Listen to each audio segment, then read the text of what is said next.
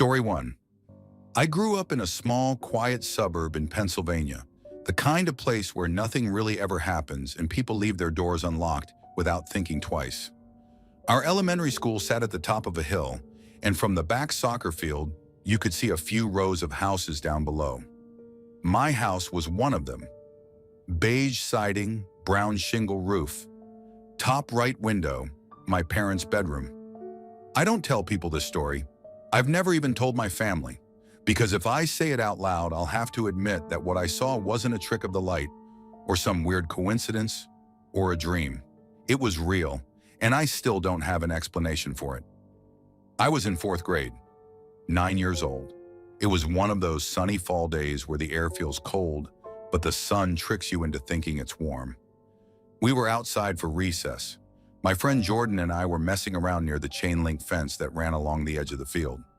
I remember he was showing me how to do a rainbow kick with a soccer ball, and I was pretending I didn't care, but I kept looking past him. Because the window at the top of my house, the curtains were moving. They were thick white ones. My mom liked to keep them open during the day, but now they were opening and closing in this slow, almost deliberate way, like someone was pulling them apart just enough to peek out, then letting them fall shut again. At first I figured it was my mom, but that didn't really make sense. Both my parents worked full-time. Dad at the auto shop, mom as a nurse at the local clinic. She never got home before 4. I checked my cheap plastic watch. It was 1:10 p.m. Still, it looked like someone was up there. Then the curtains parted wider and I saw her. It was a woman, yeah, but not my mom. She had black hair, my mom's blonde.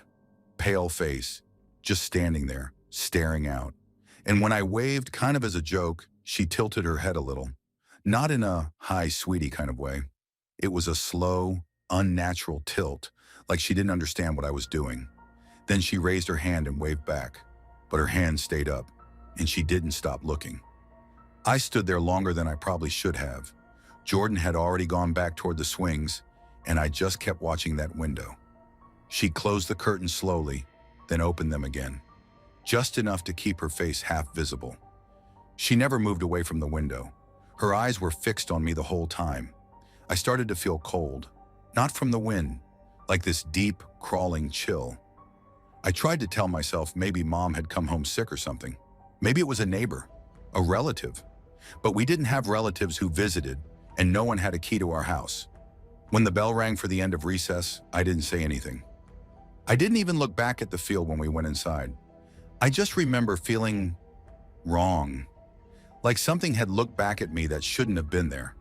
When I got home that afternoon, I waited until my mom pulled into the driveway. She was driving her usual blue Toyota, the one she took to work every day. She walked in with her scrubs still on and a fast food bag in one hand. Normal, totally normal. I followed her into the kitchen. "Hey, were you home earlier today?" I asked, trying to sound casual. She looked up from the counter. "No, just got off shift. Why?" I paused. "I thought I saw you in the bedroom window during recess." She blinked, confused. "Honey, I didn't get home until just now. Are you sure it wasn't your imagination?" I laughed. "Yeah, I was just kidding. Never mind." But I wasn't kidding, and I wasn't imagining it.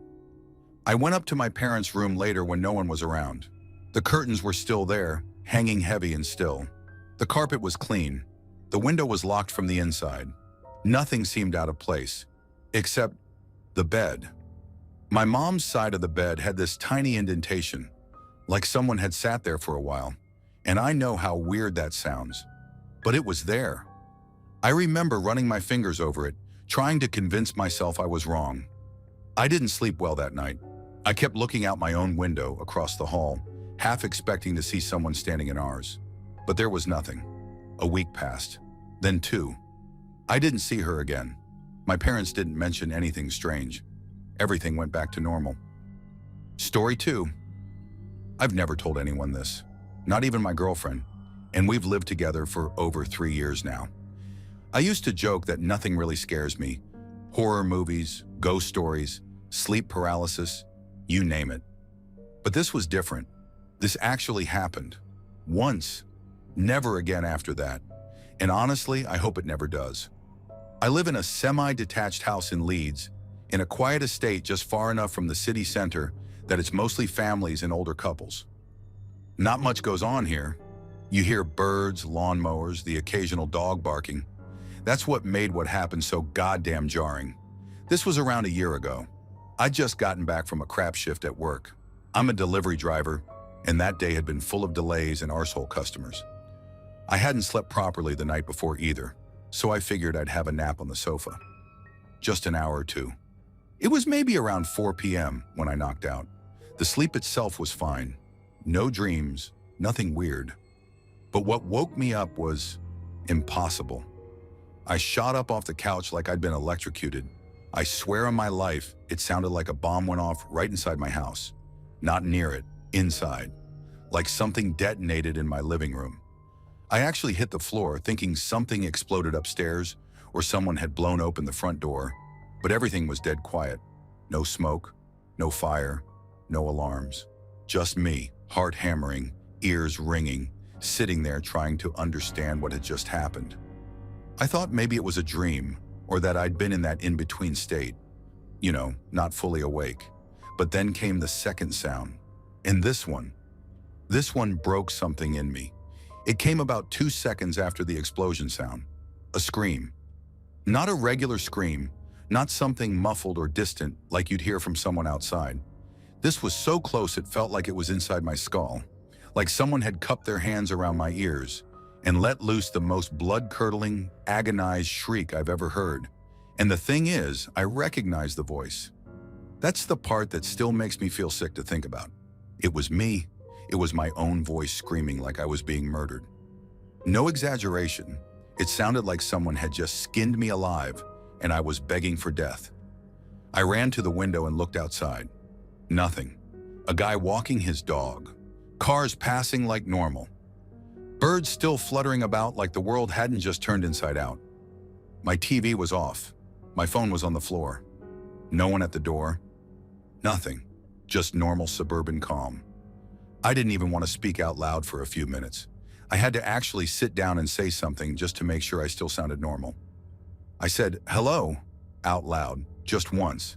My voice cracked, and hearing it again, that exact pitch, tone, the way I shape words, it was definitely the voice that had screamed. I know what you're thinking. Night terror, sleep paralysis, auditory hallucination. I've Googled all of it. And yeah, the closest thing I found was something called exploding head syndrome. Apparently it's rare, but not unheard of. People hear loud noises as they fall asleep or wake up, but that doesn't explain why it was my voice, screaming like I was being torn apart. And there's something else, something I haven't told anyone. When I stood up and went to grab my phone off the floor, I noticed something weird on my shirt. Just near the collar. Blood. Not a lot, but enough to notice. It wasn't mine. I checked everything. No cuts, no nosebleed, nothing. But it was fresh, still wet. I haven't been able to explain that part, not even to myself. It wasn't there when I lay down. I'm sure of it. I sat on the edge of the sofa for ages, just staring at the stain, trying to work out if I was losing my mind. You know how you can sort of rationalize stuff when it's just sensory? Like, maybe my brain glitched, but the blood ruined all that. That was physical. That made it real. Later that night, I changed the cushion covers and wiped the floor, like maybe cleaning up would help me forget. But it didn't. I didn't tell my girlfriend. Didn't tell anyone. Just buried it. I haven't had a nap since. No afternoon sleeps, ever.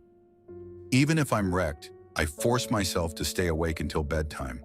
And I sleep with the light on sometimes now, like I'm 10 years old again. I know what I heard. I know what I felt. It wasn't a dream, it wasn't sleep paralysis, and it wasn't a normal auditory hallucination. It was like something reached inside me and pulled out a sound I wasn't supposed to ever hear. Like it showed me the exact sound I'd make if I ever had to experience true, raw horror, and then left before I could understand why. Just one time. That's all it took. Story 3. People always say you should trust your instincts. I don't know if I believe in that, but something weird happened about 5 years ago, and I've never told anyone, not even my dad. I live in southern Illinois, out in a rural area. Not middle of nowhere, but not exactly suburbia either. It's fields and woods and two-lane highways, the kind of place where you can see your neighbor's house from your porch, but it's still a 5-minute drive away. It was early spring, a gray, overcast afternoon, one of those days where it never really gets bright out. I was home alone, sitting on the couch folding laundry. I remember that detail because I had a bunch of towels on my lap when I heard it. Clear as day, my dad's voice calling my name from outside. He didn't sound panicked or anything, just firm. "Tyler!" I froze. He doesn't do that. He comes by sometimes, sure, but he knocks. He doesn't shout. I got up and went to the front door, opened it, and looked around. No truck in the driveway, no one in the yard. I walked out onto the porch. "Dad." Nothing. Just that dead, still kind of silence that comes with heavy clouds. I waited for a second, then stepped off the porch and looked toward the gravel lane that leads to the road. Still no sign of him. His house is about a quarter-mile down and across from mine. I can see the edge of his property from my yard, but his truck wasn't there either. Then I heard it again. Louder this time. "Tyler!" It came from the side of the house, like he was standing around the corner. But when I went that way, nobody was there. And I mean nobody. I walked the whole perimeter of the house. No footprints in the grass. No sound of retreating footsteps. No engine noise. Just that voice, clear as anything. And then nothing.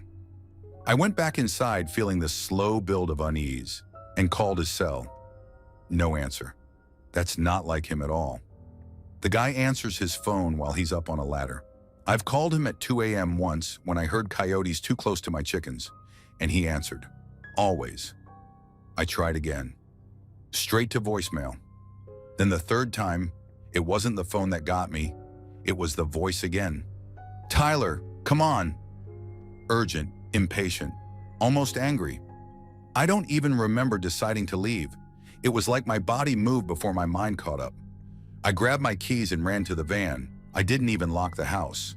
The whole way down the highway, I kept thinking maybe his truck's parked somewhere weird, maybe he walked over and had a stroke or something and collapsed behind the shed. But I knew that wasn't it. I knew he wasn't anywhere near my house. There's this crossroads about a mile from me. Just two lonely county roads intersecting at right angles. Not even a stop sign. You can go north, south, east, or back the way you came. I don't know what made me turn right.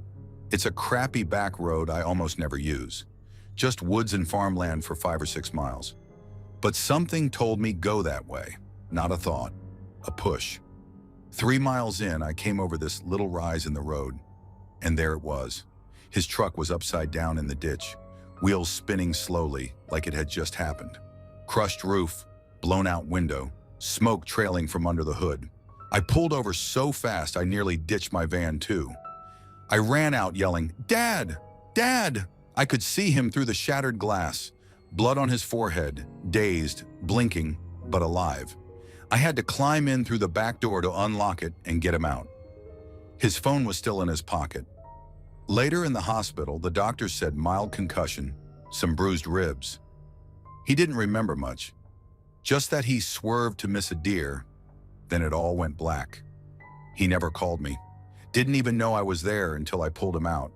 And here's what really fucked me up. The call log on my phone shows 3 outgoing calls to him.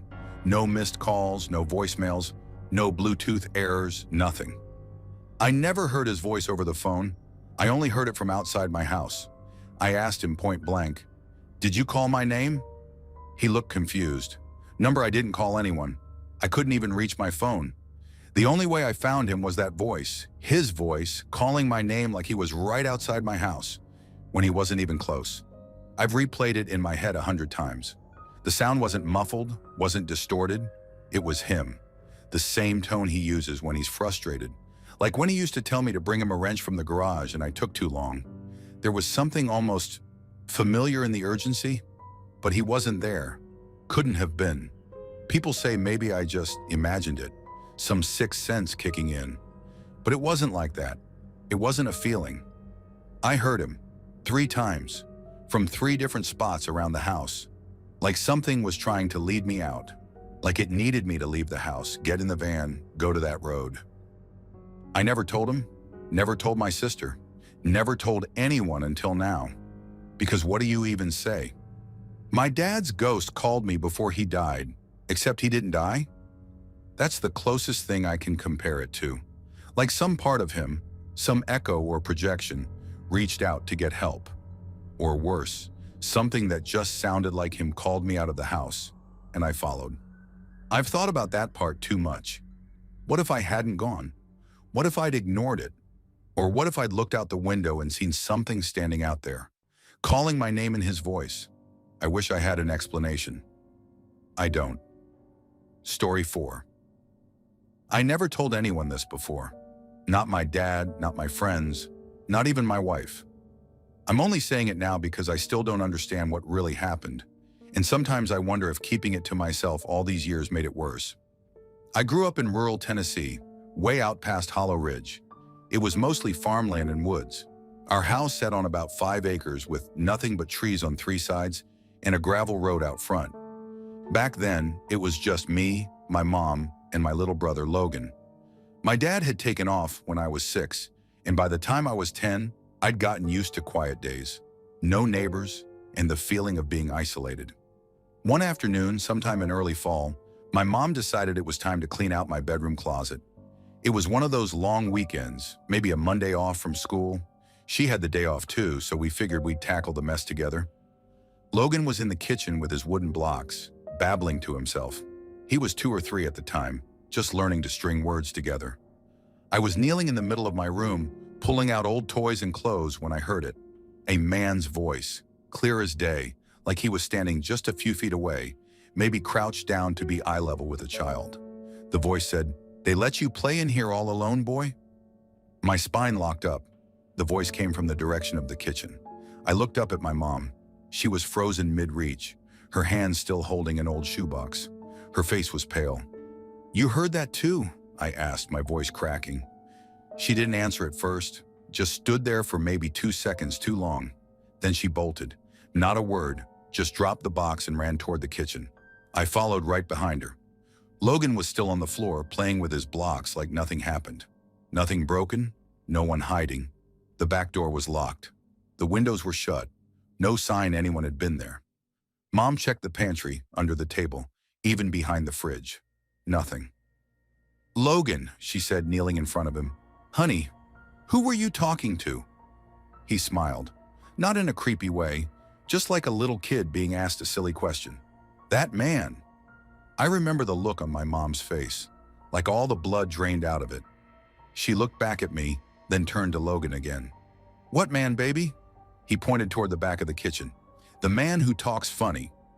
That's all he would say. We kept asking questions, but he just kept saying, "That man," or "the man who talks funny." Eventually, Mom stopped pushing and just picked him up and carried him back to the living room. I went through the whole house myself, every closet, every room, even the crawl space. Nothing. And the weirdest part, there were no signs anyone had ever been there. No muddy prints, no open doors, nothing. Just our little house, locked tight, out in the middle of nowhere. After that, things got quiet again. No other voices, no weird shadows. Nothing moved on its own. It was like it never happened. But it did. I know what I heard. My mom heard it too. And Logan, he was too little to fake something like that. She never brought it up again, not once. I tried asking her a few times when I got older, but she'd always brush it off. "You were probably imagining it," she'd say, or "kids hear things." But I know better. That wasn't something I imagined. We both heard it, loud and clear, and there was someone, or something, talking to my brother in that kitchen. I don't think it was a person. I know how that sounds, but that voice, it didn't sound normal. It was deep, but not in a regular way. It had this weird tone to it, like it was trying to sound friendly, but couldn't quite get it right. Like when someone mimics a voice they've only ever heard in a movie. It was off, like it wasn't used to talking. The way it said boy, it stuck with me, almost like it was amused. That was the only time it ever happened. Never heard the voice again. Logan grew up totally normal. He doesn't remember any of it. I asked him once when we were in our 20s if he remembered ever seeing someone in the house when he was little. He just looked at me like I was crazy, said no, laughed, changed the subject. But I still think about it. I still hear that voice sometimes, just the echo of it in the back of my mind. Especially when the house is quiet and the woods are too still. I think about how it said, "They let you play in here all alone, boy." Like it didn't expect to find anyone in there. Like it was surprised. Like it had been watching the house and finally decided to speak. I've wondered if it was just passing through, or if it was still around, waiting to try again. I don't live out there anymore. Haven't for years. But I went back a couple months ago to visit my mom. The house still looks the same mostly. A few things changed. New flooring, fresh coat of paint. But when I stood in that kitchen again, it all came rushing back. And for a second, just a second, I thought I heard something. Nothing clear, just a low sound, like a whisper too far away to understand. Could have been the wind, or maybe just my brain playing tricks on me. But I didn't stay long, made up an excuse, and left before dark. Story 5.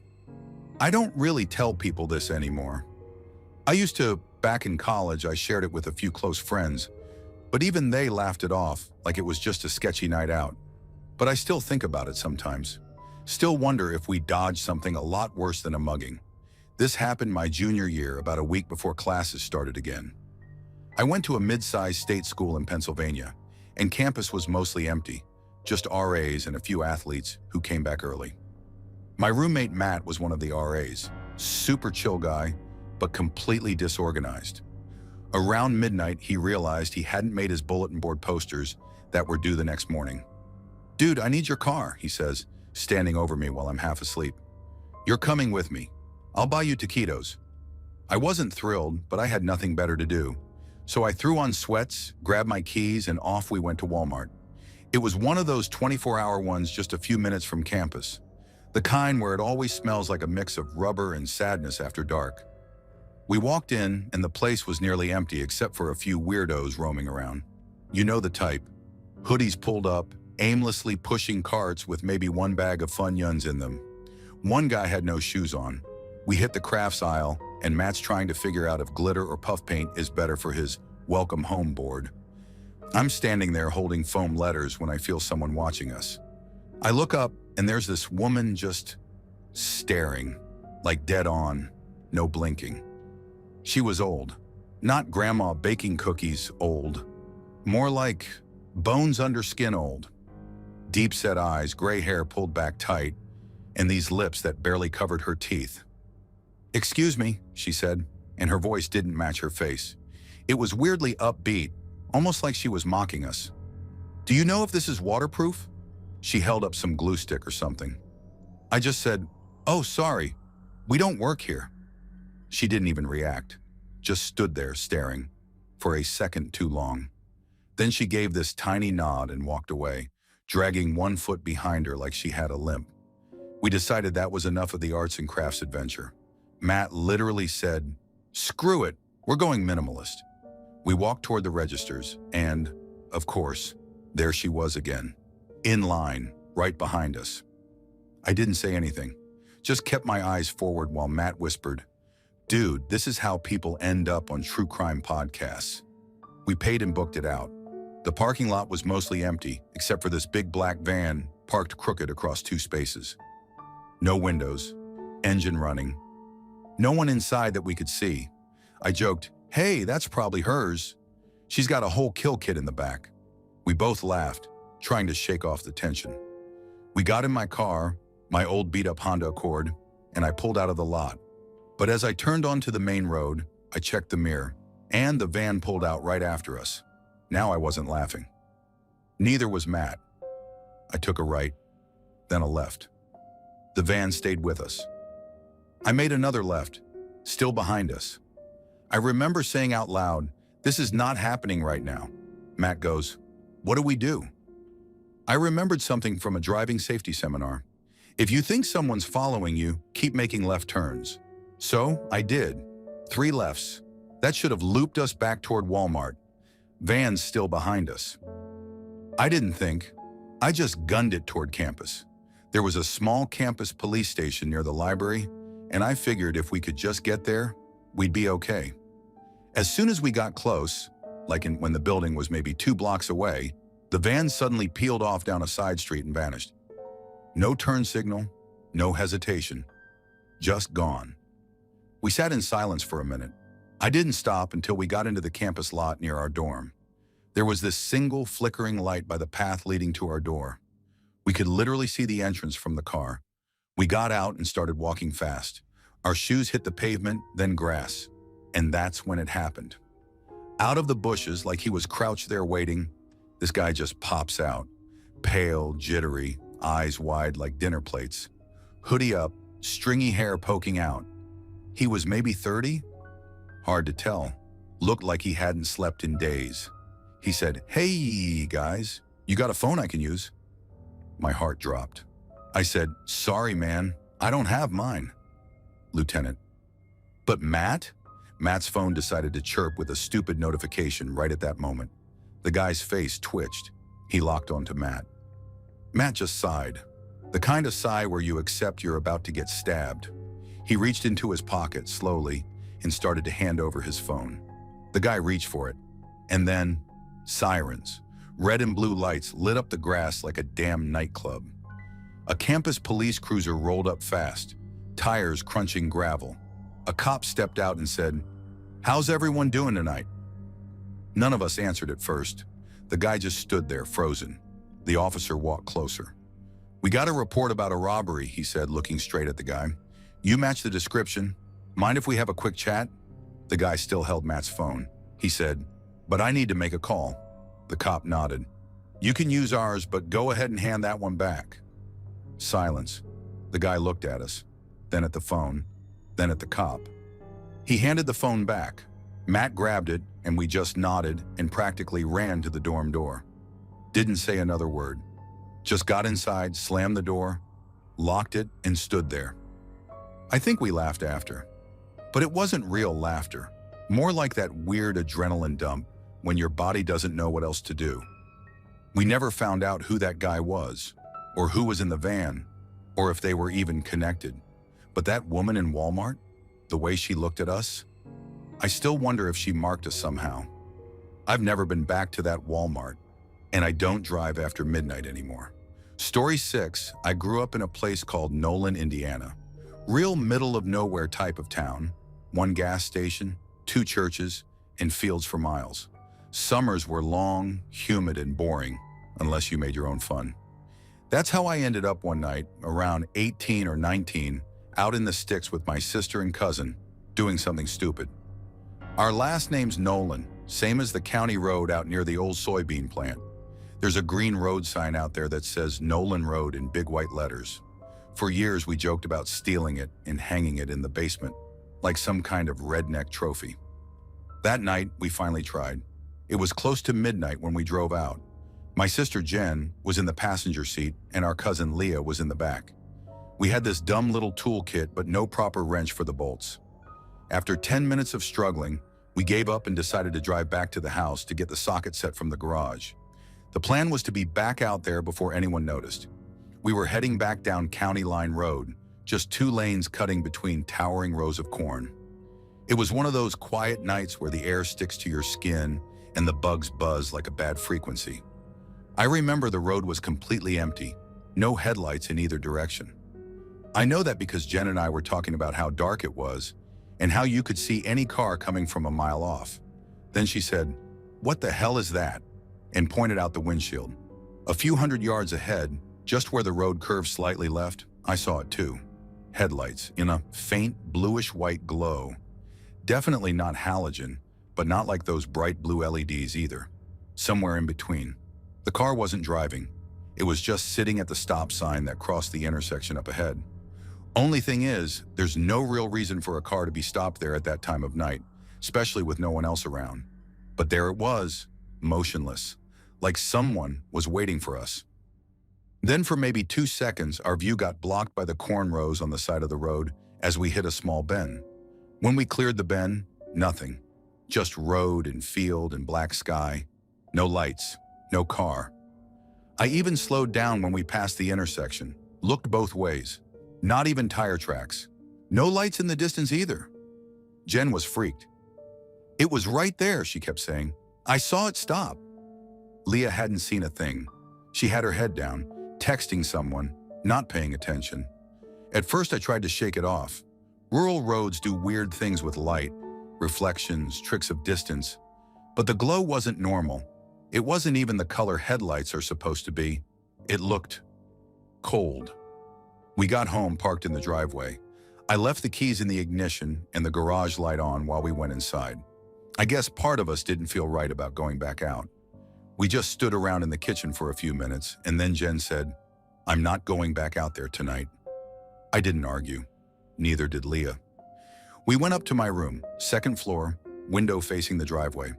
I was standing by the desk trying to pull something up on my laptop when the car alarm went off. It was mine. I rushed to the window, thinking maybe one of the neighborhood punks was messing with it. But I didn't see anyone. Just the car blinking, horn blaring, nothing around it. Not even a cat. No movement anywhere. Then the alarm just stopped. No chirp like when someone hits the key fob. Just silence. Then the porch light flickered. Jen was sitting on the bed and said, "That's not funny." I didn't do anything. And right after that, pop. The bulb in the ceiling above us blew out. Loud, sharp, like a snap of fingers right next to your ear. The room went dark except for the screen of my laptop. We didn't say anything, just sat there frozen. All three of us felt it, this pressure in the air. Not like fear, more like presence.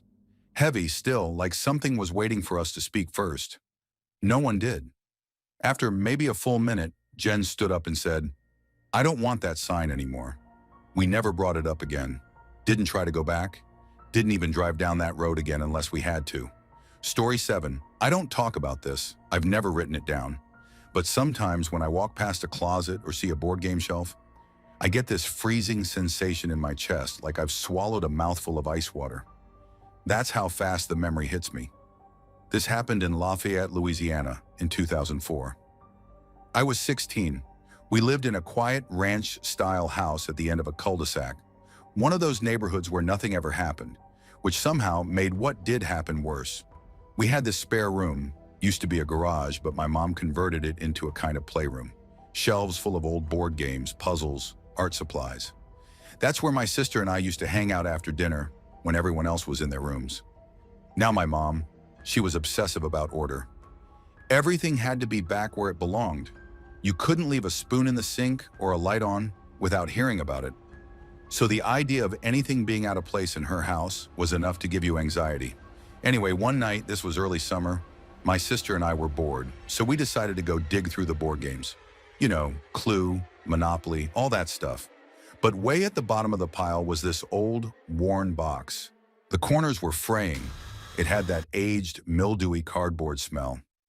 We pulled it out, and sure enough, Ouija board. I asked her, "Did you know we had this?" She shook her head, then grinned. "Want to try it?" I laughed at first, but I don't know. Something about it made me feel uneasy right away. Not scared exactly, just off. But we set it up on the carpet, flicked the lamp on low, and placed our fingers on the planchette like it said. At first, nothing. Total silence except for the creaking of the floor above us. Then it started to move. Not fast. Just a slow pull toward the letter H. I snapped my hand back. "You're moving it." "I swear to God I'm not," she said. Her voice cracked a little. "Swear on Mom." That made me pause. We always swore on dumb things like candy or TV, but never Mom. "Ask it something else," she said. I hesitated, then asked, "Who are you?" It jerked. Hard. Spelled out M-O-T-H-E-R. I looked at my sister, who just mouthed, "What the hell?" We both took our hands off at that point. The thing stopped immediately. "Okay, enough," I said. "We're not doing this anymore." She didn't argue, just nodded and helped me slide it back in the box. We put it on the shelf exactly where we found it, stacked under 2 other games. I even checked twice to make sure. Then I told her to go brush her teeth and head to bed. She left the room. I stayed back a minute, turned off the light, and stood in the dark just listening. Nothing. Just the hum of the fridge in the kitchen. Next morning, I'm the first one up, like always. I'm walking half asleep toward the kitchen, rubbing my eyes when I see it. The Ouija board, set up on the kitchen table, right at my place, planchette dead center. I stopped cold, like something punched me in the gut. I just stood there, staring at it. The game room door, closed. The closet, closed. When I finally worked up the nerve to check, the stack of games in the closet was untouched, still in perfect order. The Ouija box sealed, untouched, and right where we left it. Only the board and planchette were on the kitchen table. I swear on everything, I didn't bring it out. My sister didn't, and my mom would never ever touch something like that. She once threw away a deck of tarot cards because she said it invited darkness. So there's no way in hell she would have set up a Ouija board at the kitchen table. But there it was, sitting there like someone had been playing. I didn't touch it, I didn't put it back. I just backed away and sat on the floor in the hallway until I heard my mom come downstairs. She took one look at it and screamed, like it was a snake coiled up on her table. "Why would you do this?" she yelled. I couldn't answer. I couldn't even look at her. She boxed it up, went straight to the garbage, and tossed the whole thing out. Board, box, planchette, everything. We never talked about it again. Not once. Story 8. I live in a small town outside Eugene, Oregon. Not rural, but quiet. You can leave your front door unlocked here, and nobody bothers you. At least that's how it used to feel. I've never told anyone this before. Not because I forgot, it's burned into my brain, but because it sounds stupid when I try to explain it out loud. And honestly, I've spent years trying to convince myself it was a dream. But I know what I saw. I was wide awake. I was 12 when it happened. This was back in 2007. I still live with my mom and stepdad in a single-story house on a cul-de-sac. Nothing fancy. My mom worked nights, so I'd usually be home with my stepdad in the evenings. He mostly stayed in the garage working on his car. I'd camp out in the living room with snacks and cartoons. That night wasn't anything unusual. I was lying on the couch around 8 or 9 p.m. It was already dark outside. I turned off all the overhead lights because I liked the way the small lamp next to the couch lit up the room. It was one of those old touch lamps with a beige fabric shade. Warm yellow light, kind of calming. I remember resting on my side facing the lamp. The light was hitting me right in the face, but it didn't hurt. It was warm and soft. I don't know why, but I stared directly into the bulb for a bit. It just felt cozy. Like how you zone out staring at a fire. Eventually, everything in my vision went completely white. Not like I went blind, more like I was staring at pure light. No detail, no depth, just a white field. It wasn't scary. It actually felt peaceful. I closed my eyes and must have drifted off right there on the couch. Now here's where it gets messed up. When I opened my eyes again, I was still lying in the exact same position, facing the lamp. But I wasn't looking into white light anymore. I was looking into something else, something blocking the light. There was a shape, something solid, pitch black, hunched over me. I don't mean in the room or across the couch. I mean right over me, inches from my face, like it had been studying me while I slept. It didn't look like a person exactly, but it had a head, shoulders, a neck. I could make out the shape of its upper body in the glow from the lamp behind it. But it absorbed the light instead of reflecting it. Like it wasn't made of anything normal, just darkness, dense and thick, like it shouldn't exist in the real world. And the worst part, it wasn't moving. It didn't flinch or react when I opened my eyes. It just stayed there, hovering over me. I don't know if it was watching me or waiting. My heart didn't even start pounding right away. It was like my brain was trying to catch up to what my eyes were seeing. I stared at it for what felt like a full minute, but was probably 3 or 4 seconds. Long enough to know I wasn't dreaming. Long enough to know it was really there. Then I blinked. That's it. I blinked once. And it was gone. Gone like it had never been there. The room looked exactly the same as before.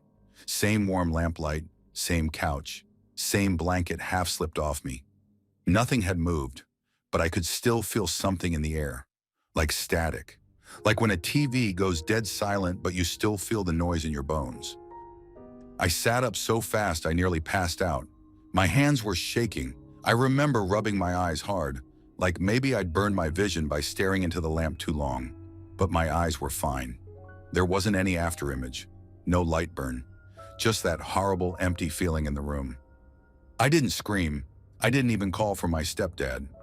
What was I going to say? Hey, I woke up and there was a shadow person kissing my nose? I just sat there on the couch, fully alert, barely breathing, until I finally forced myself to get up and turn on every light in the house. I didn't sleep that night, not even a little.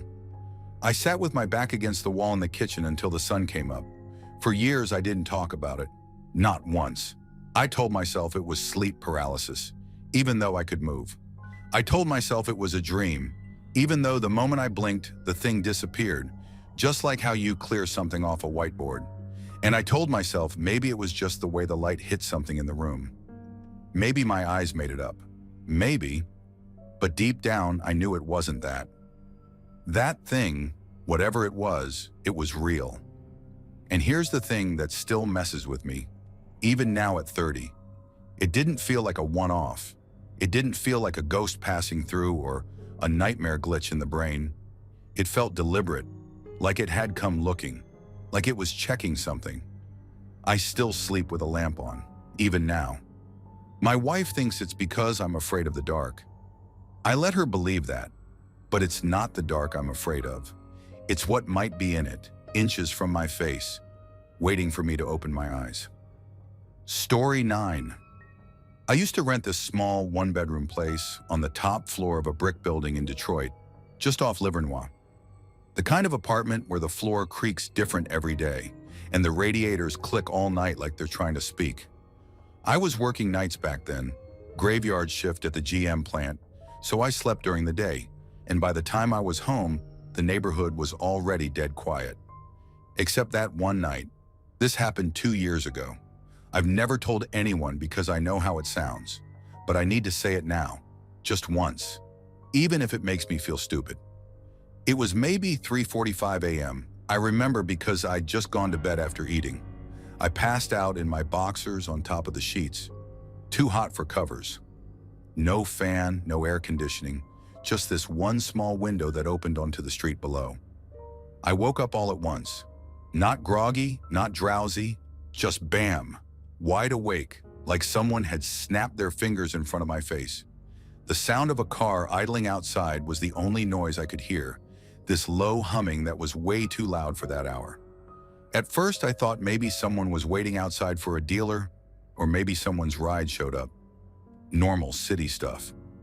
I rolled over to look out the window, but as I turned, something really messed up happened. My right leg, just that one, lifted straight up into the air, perfectly vertical. Not slowly, not like it slid or rolled upward. It raised stiff, like somebody had grabbed it by the ankle and yanked it upward until it was sticking straight up off the bed. I didn't feel any effort from my own muscles. I wasn't flexing or holding it up. I didn't feel anything in that leg. It was like it wasn't mine. For a second, I just stared at it. My brain couldn't catch up to what I was seeing, and right when I started to reach for it, before I could even move my arms, it got slammed back down. Not dropped, slammed, hard, like someone above me had taken their whole weight and shoved it back down into the mattress. I remember the sound of the impact. The mattress springs groaned, and I felt the pressure shoot straight through my hip like I'd been tackled. My heel bounced once on the bed, and then everything just went completely still. Nothing moved after that. No wind, no radiator, no car. That damn car outside, it was gone. The engine noise disappeared like someone clicked off a switch. I just laid there frozen, not even breathing right. I waited for something else to happen. Another slam, a whisper, a cold breeze, something. But there was nothing. No presence, no figure, no weird shadow. Just the sound of my own heart thudding so loud it made my chest hurt. Eventually I moved. I forced myself to sit up even though my whole right side felt like it didn't belong to me. I touched my leg. It was fine. A little sore, maybe, but not injured. I even slapped my calf just to see if it would react. It did. Everything was back to normal. I got up and turned on the lights, checked under the bed like a little kid, opened the closet, pulled the curtain aside even though I lived 6 floors up. Nothing. Not a damn thing. The window was still cracked open. The room smelled like heat and dust and leftover takeout. Everything looked too normal. That was the worst part. I didn't go back to sleep. I just sat in the kitchen with all the lights on until the sun came up. And the whole time I kept asking myself the same question. What the hell could lift a leg without touching it and then shove it down with enough force to shake the bed? I don't believe in ghosts. I still don't. I've never seen anything, never heard voices, never had weird dreams, no haunted childhood stories, no Ouija boards, no dead relatives reaching out. I'm a normal guy, factory worker, ate too much ramen, paid my rent late, had a leaky faucet I never fixed. But that night, something touched me. Not in a gentle, creepy, spiritual way. I mean physically, forcefully, like it was trying to make a point. The next day I tried to think logically. Maybe it was sleep paralysis, except I was moving fine. Maybe a muscle spasm. But what kind of spasm makes your whole leg stand straight up with no effort and then slam it down like a linebacker? I even tried to Google it, involuntary leg lifting in sleep. You get stuff about restless leg syndrome and seizures. This wasn't that. I never had another experience like that. Not before, not after. I still live in the same city, but I moved out 6 months later. Not because of that night, but because the rent went up. Still, I didn't feel safe in that room again. Not truly. I don't tell people about this. I don't like the way they look at you when you say something that doesn't make sense. You can see it in their face, even when they don't say anything. That little tilt of the head, the okay pause, like they're quietly deciding you're not as sane as you seemed 5 minutes ago. But I swear to God, something was in that room. It didn't knock things over. It didn't show itself. It didn't whisper from the dark or crawl out of the closet. It picked up my leg and slammed it down, with intention. If it ever happens again, I don't think I'd survive it. Not because it would kill me, but because my mind wouldn't recover. There's a limit to what you can explain away. And that night, that moment, I crossed it. Anyway, that's it. That's what happened. Believe it or don't. I'm not even sure I do, but I'll never sleep with my legs uncovered again. Story 10. I never talked about this before. Not to my friends, not to my parents, not even to my girlfriend. But it's been stuck in my head for over 10 years now, like a photo burned into the back of my eyes.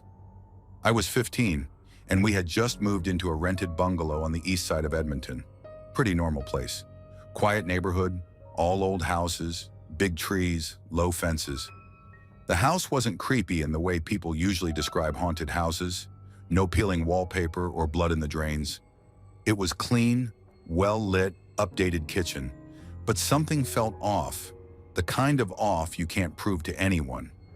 It was the first week there when I noticed little things. A wet smell in the air, even when nothing was damp. Cold patches that didn't make sense. My bedroom door would creak open at night no matter how many times I shut it. Not slam open, just that soft, slow push, like someone was gently easing it open with their fingers. My parents didn't believe me. It's an old house, they said. Wood shifts. You're not used to the sounds yet. But it wasn't just the sounds. It happened one night, maybe a month after we moved in. I remember it was raining, but not heavy, just that steady tapping on the roof. My parents had gone out for dinner and I stayed home. I didn't want to go. Something about the house made me feel like I shouldn't leave it alone for too long, like it wanted to be empty. I was lying on the couch in the living room, watching a movie with the lights low. Not scary, just some dumb action film. Around 9:30, I heard the front door open. I didn't think anything of it. Figured my mom had forgotten something or came home early. I muted the TV and called out, "Back already?" No answer, just footsteps on the hardwood, slow and deliberate. I sat up and waited for her to come into the room, but she didn't. Then I heard the hallway closet open. You know that distinct sound those old metal sliding doors make?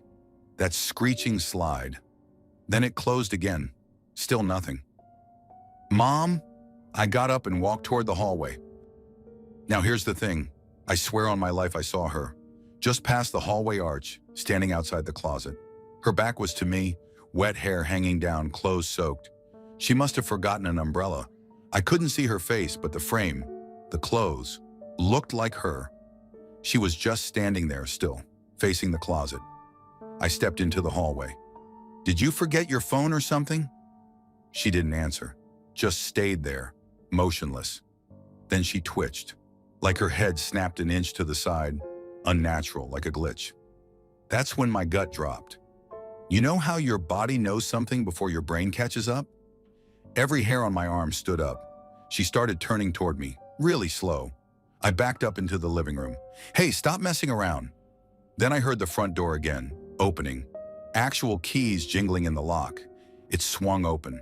My mom walked in, dry, holding a takeout bag. I froze. I turned back to the hallway. Empty. Nothing. No one there.